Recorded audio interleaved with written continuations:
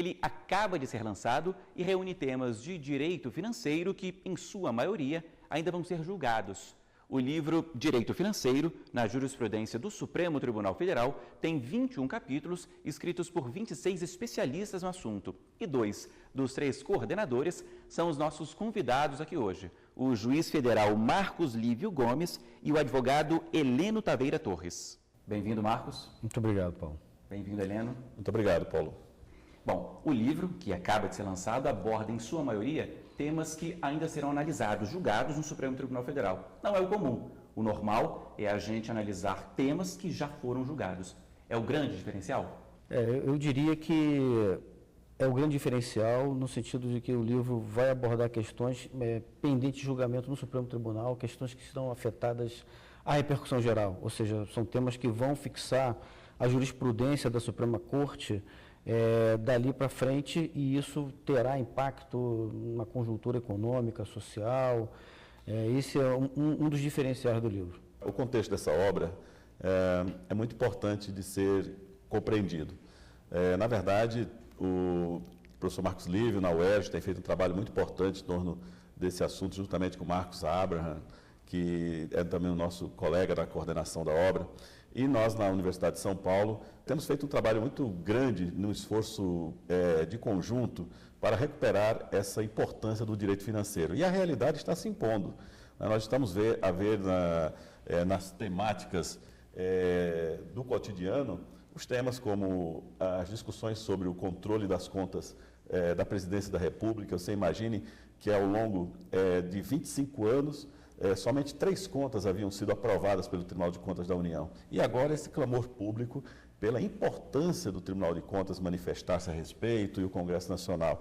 E não só isso, despesas orçadas, cortes no orçamento, não é pelo momento da crise, é porque a sociedade está vendo que precisa ser parte das grandes discussões em torno da despesa pública, do orçamento público, a obtenção de receitas, a discussão sobre a CPMF, não é outra senão se a receita é ou não suficiente para cobrir esse gasto público. Então, essa obra ela tem um enfoque importantíssimo no momento atual, porque os autores trabalharam exatamente sobre a pauta do Supremo, os temas que estão na pauta do Supremo Tribunal Federal em matéria financeira.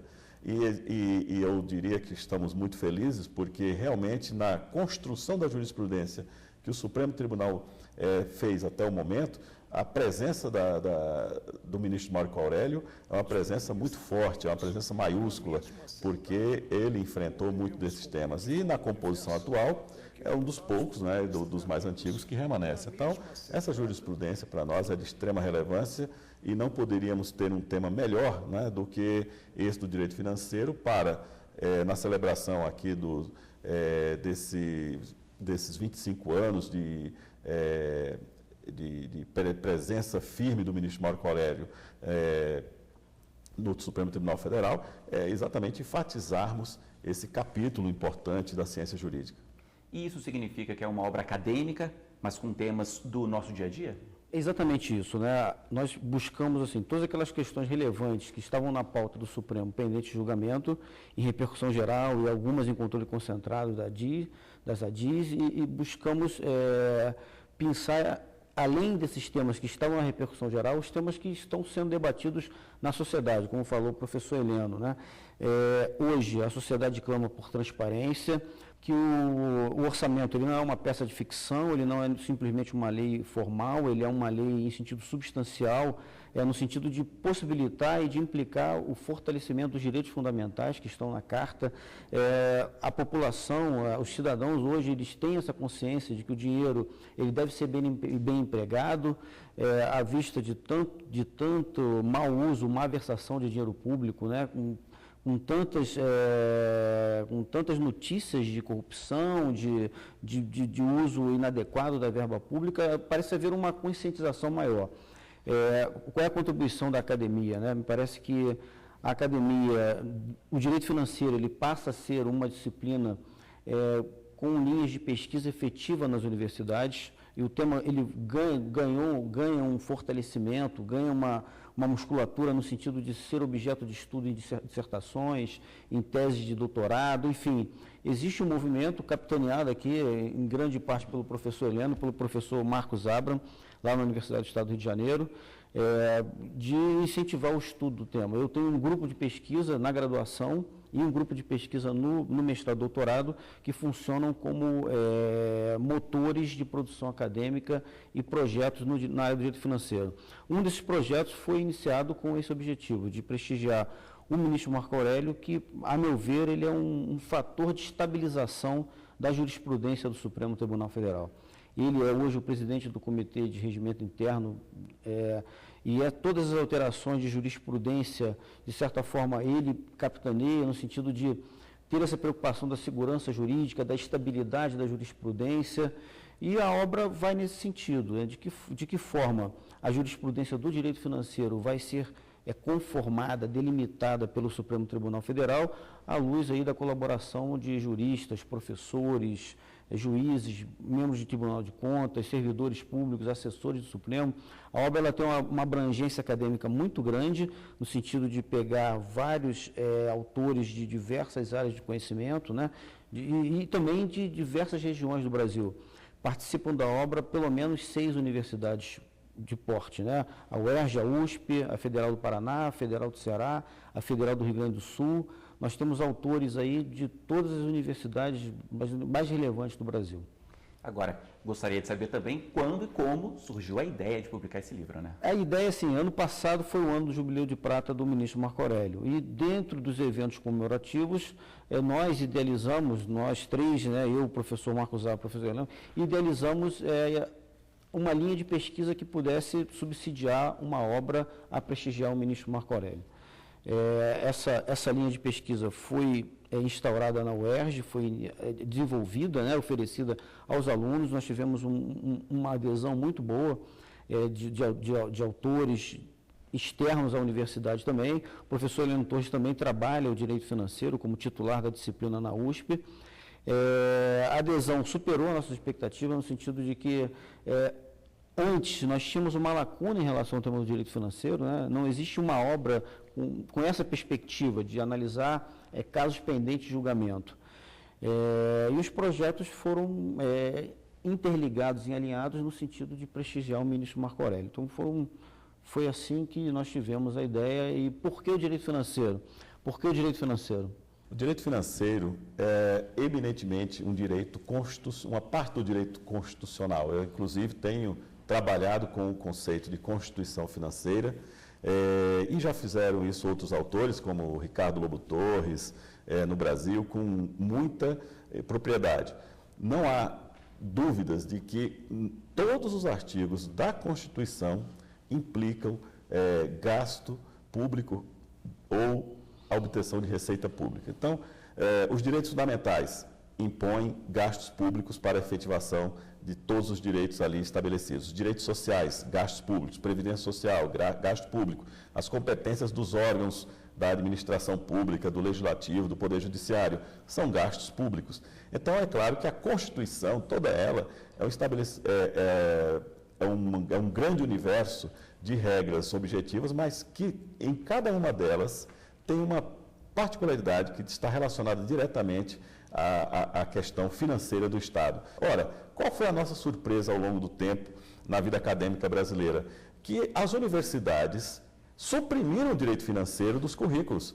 Então, você só encontra direito financeiro em universidades públicas e não em todas, mas na maioria delas. As universidades privadas, em geral, suprimiram o direito financeiro por acharem que isso não chama tanta atenção dos alunos como direito tributário, por exemplo. Ora, foi um erro absoluto.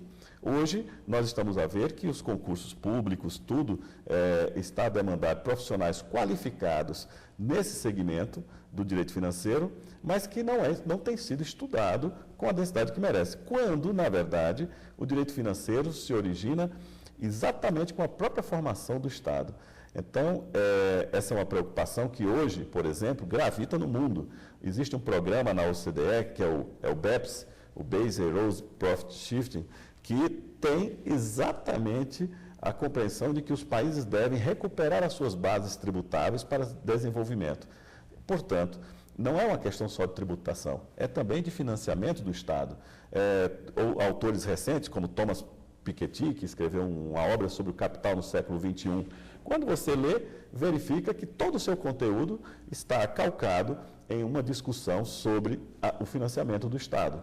Não é? A crise de 2008, no mundo inteiro, é uma crise de financiamento do Estado. Portanto, o direito financeiro, que estuda justamente essa organização constitucional e legal do aparelho público de realização de despesas, mas também de obtenção de receitas, não pode ser olvidado. Ele precisa ser estudado nas suas maiores dimensões. E é muito interessante hoje em dia, porque o Supremo Tribunal Federal, como Corte Constitucional, ele está na pauta do dia. Ele tem chamado para si essa responsabilidade de dizer a última palavra sobre o texto constitucional. E isso lhe dá um protagonismo muito grande no direito financeiro, porque acaba o Supremo, de certa forma, interferindo em políticas públicas, na medida em que ele define de que forma o orçamento vai ser gasto, ou de que forma o orçamento, de que forma o ente federativo tem autonomia orçamentária, como ele pode executar esse orçamento, quais são as escolhas que ele vai fazer, educação, saúde, propaganda política. Né? Há pouco tempo atrás, na própria ação dos precatórios, alguns estados da federação gastavam mais dinheiro com propaganda política do que com educação. Enfim, são temas relevantes que passam a ter essa cunhagem constitucional, no sentido de que a própria Corte Constitucional ela vai dizer qual seria a melhor escolha. Eu diria, existem muitos temas hoje que estão na pauta do dia, que é a questão da transparência do orçamento, da transparência da execução. Podem existir orçamentos sigilosos, até que ponto as despesas dos governantes ela pode ou não ser aberta à população. A questão da autonomia orçamentária dos entes de instituições para a qual a Constituição deu certa autonomia administrativa. Exemplo, a Defensoria Pública ela pode definir o seu orçamento, até que ponto ela é um órgão autônomo dentro da estrutura do Estado. Nós podemos relacionar ainda questões ligadas à lei de responsabilidade fiscal, como marco legal da Constituição orçamentária. Enfim, existem muitas questões abertas, pendentes de julgamento, que o livro traz aí algumas luzes, não luzes definitivas, né? Porque essa conformação ela está sendo feita agora, mas traz aí algumas perspectivas de julgamento e era uma lacuna. Na verdade, o direito financeiro teve um boom, depois o direito tributário, na década de 60, 70, após a edição do Código Tributário Nacional, ele passou a ser proeminente e agora nós voltamos a ver a relevância do direito financeiro no campo do direito das finanças. Que é uma diferença importante que muitas vezes um iniciante nos estudos do direito financeiro tem dificuldade de separar aquilo que é direito do que é propriamente economia. Então, desde a ciência política, dos estudos de economia política, na verdade, surge a ciência das finanças, que era um capítulo da economia orientada para discutir exatamente esses grandes temas de como financiar o Estado pela ótica da economia. Autores da década de 50, 60, como Aliomar Balieiro, foram autores importantes, mas que fizeram esse estudo do direito financeiro em coincidência com a ciência das finanças. Então, tornou-se uma linguagem muito hermética. O aluno de faculdade, né, o profissional de direito, tinha muita dificuldade em compreender aquilo, achando que ele teria que ter uma grande base de economia. Na verdade, se alguém vai estudar o orçamento público na sua feição, na sua estrutura, fará um estudo de contabilidade pública. Se ele estudar o orçamento pela sua repercussão na macroeconomia, fará um estudo de economia. Mas eu posso fazer um estudo do orçamento pela ótica do direito, pelas suas normas jurídicas, pela própria eficácia da lei. O Supremo Tribunal Federal, no voto do importante ministro Gilmar Mendes, por exemplo, e também na ministra Ellen Grace, em outra oportunidade, discutiram exatamente a possibilidade de declaração de inconstitucionalidade de normas da lei orçamentária, o que antes era um tabu até 2003. Então, isso vem num crescente de aprofundamento do estudo jurídico desses grandes temas do orçamento. Vou fazer uma pausa aqui então, Heleno, Marcos também. A gente vai para o intervalo e volta num instante para continuar essa nossa conversa sobre direito financeiro. Até já.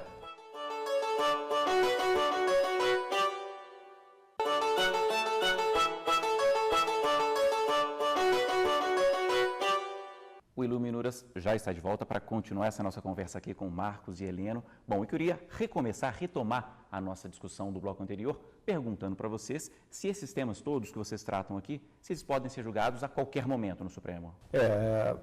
Existe a tradição que a pauta do Supremo é definida pela presidência.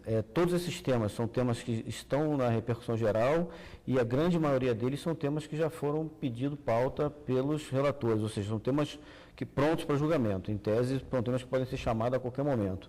E assim, é interessante que se faça essa ressalva, né, que tanto no plano interno como no plano internacional, vive-se um momento de preocupação com o orçamento público. O professor Heleno falou da questão do BEPS, que é um projeto da OCDE que visa reequalizar, de certa forma, tentar acabar com o planejamento fiscal internacional, agressivo, abusivo, de forma a reordenar as despesas, o orçamento dos entes estatais.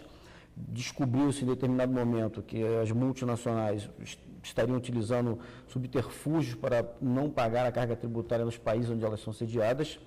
E isso tem um reflexo também no plano interno, né? Na medida em que o Estado perde receitas no plano internacional, isso se reflete no orçamento interno, e aqui esse reflexo dessa crise, porque passa o sistema financeiro internacional, o orçamento, essa reequalização de orçamentos estatais se reflete no plano interno. Nós temos hoje os estados da federação que estão passando por graves crises financeiras. O caso do Rio Grande do Sul é um estado que basicamente ele pediu concordata, né, se nós podemos fazer essa comparação. O estado do Rio de Janeiro, o próprio estado do Rio de Janeiro está passando por sérias dificuldades para pagar os seus funcionários públicos, utilizando de subterfúgio, usando o fundo do Poder Judiciário. Tudo isso leva a um outro questionamento no plano interno, que é a questão da reestruturação da dívida dos estados, a alteração de índice de cálculo dessas dívidas, de que forma os estados podem buscar receitas no plano interno. Vemos já a proliferação de taxas, ou seja, o reflexo financeiro vai levar a um reflexo no direito tributário. Vários estados estão buscando taxas, a Lei Noel no Rio de Janeiro, né, para tentar complementar as suas receitas, ou seja, a coisa vai tomar um rumo no sentido de ter uma reequalização. E mais do que tudo, Marcos, é preciso entender, Paulo, que, na verdade, esta pauta traz também decisões sobre princípios, que são discussões opter dictum, ou seja, postas ao longo dos votos, mas que vão ser importantes. Por exemplo, os economistas brasileiros e outros políticos, o próprio vice-presidente Michel Temer tem enfatizado isso em diversas oportunidades, que o Brasil tem muitas despesas vinculadas, né? Isso tem sido uma regra praticamente entre os economistas. Pouca margem de corte, né? Isso, porque as despesas estão vinculadas à saúde, à educação. Ora, a discussão sobre a natureza constitucional dessas vinculações é uma matéria que pode aparecer num debate dentro do Supremo Tribunal Federal e trazer repercussões fortíssimas sobre a política. Por quê? Por exemplo, é possível reduzir as receitas vinculadas de gastos mínimos para a educação e para a saúde, a pretexto de soluções para a crise fiscal que estamos vivenciando? Esse é um debate fortíssimo. Por quê?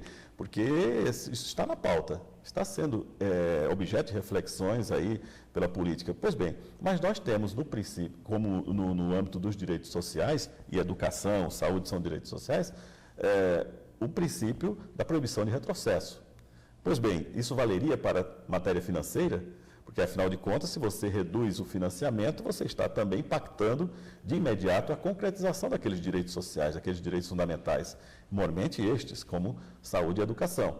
Então, muitas vezes, os temas não estão enfrentados diretamente, mas os debates e as posições assumidas pelos ministros sobre temas que são necessários para as decisões que serão tomadas, nos casos aqui tratados, virão a repercutir fortemente sobre as outras decisões políticas e econômicas do país.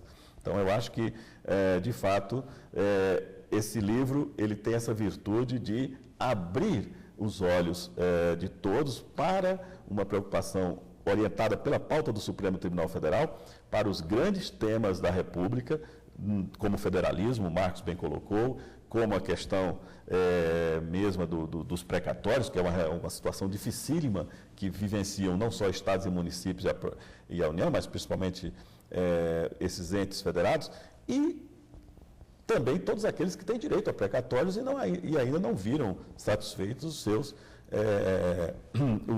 todas as questões que estão aí relacionadas. Então, por isso que eu acho que esse é um livro que vem no momento certo, não é, para o debate do direito financeiro. Mudando um pouquinho de assunto agora, vocês têm autores, escritores preferidos?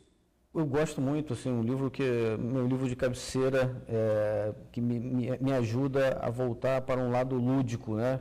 Que a idade adulta, às vezes, ela não te permite ser lúdico. Eu gosto muito do Don Quixote, de Miguel Cervantes, é um livro que eu leio de vez em quando, folheio, e eu consigo voltar para um lado lúdico da história. E aí é curioso que o livro, ele é o segundo livro mais vendido no mundo, mais lido no mundo depois da Bíblia. Mais recentemente eu tenho lido muita coisa sobre religião, em especial sobre a questão muçulmana, eu busco entender o Islã, de que forma isso... de forma essa religião está influenciando, está reconfigurando o mapa político da Europa, influenciando em políticas públicas de estados, de potências mundiais como os Estados Unidos. Li um livro muito interessante há pouco tempo que se chama Zelota, que era um livro que conta a história de Jesus, Jesus histórico, e não o Jesus bíblico. E o livro me pareceu muito interessante porque ele conta de que forma o cristianismo surgiu e de que forma ele se separou do judaísmo. É um lado da história do cristianismo que eu não conhecia, que Jesus era judeu, né, inicialmente, e eles buscavam essa libertação da escravidão romana e foram reconfigurando a religião católica, tirando os elementos judaicos, porque o judaísmo passou a ser perseguido pelo Estado romano, e de que forma isso vem e perseverou até hoje, né? Os evangelhos, de como é incrível como a religião conseguiu se auto retroalimentar de premissas ideológicas, teológicas, e esse movimento gerou uma religião que é a maior religião do mundo hoje. Eu gosto muito de ler história, eu li alguns livros sobre a Rússia, sobre Pedro Grande, a configuração do Estado russo, da Catarina. Tenho lido algumas coisas sobre a história europeia, de conformação dos estados do Báltico. As minhas leituras preferidas normalmente são esses romances historiados. Agora são um ramo da literatura que está muito na moda, né? E estão lançando romances historiados. Eu faço essa literatura, assim, é o que eu gosto hoje, né? E você, Heleno? Em direito financeiro, por exemplo, eu citaria o curso de direito financeiro do Régis de Oliveira, que é meu colega lá da USP, o professor Régis se aposentou no ano passado. Tem um curso de direito financeiro que, ao meu ver, hoje é o melhor curso, mais completo, pelo menos, e mais atualizado, né, disponível no mercado. É um livro que eu indico com muita frequência. Em termos, vamos dizer assim, jurídicos, eu não faço nada sem ler Ponce de Miranda. Ponce de Miranda, para mim, até a própria linguagem dele me ensina, muitas vezes, porque tem uma capacidade de síntese e de eloquência na definição dos conceitos jurídicos que é impressionante, não é? E mesmo nas obras que não foram obras propriamente jurídicas, como Garra, Mão e Dedo, que é uma obra de sociologia, ele também é impressionante. Então, eu diria a você que Ponce de Miranda, nas suas 247 obras, é o jurista brasileiro que mais me fascina, né?